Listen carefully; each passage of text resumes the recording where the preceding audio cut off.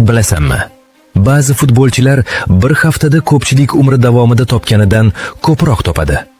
Mana, haftasiga eng yuqori maosh oladigan 5 ta futbolchi. Birinchi o'rin. Shunchalik hayratlanarli. 5-o'rinda Kevin De Bruyne, $400,000 haftasiga.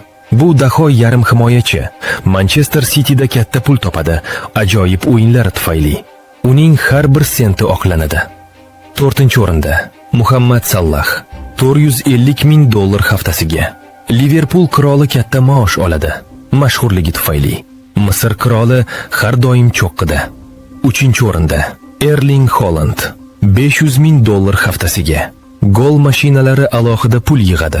Haalandning shartnomasi aql bovar qilmas samaradorligini ko'rsatadi. Ikkinchi, eng yaxshilarni ochishdan oldin like bosing, ulashing va obuna bo'ling.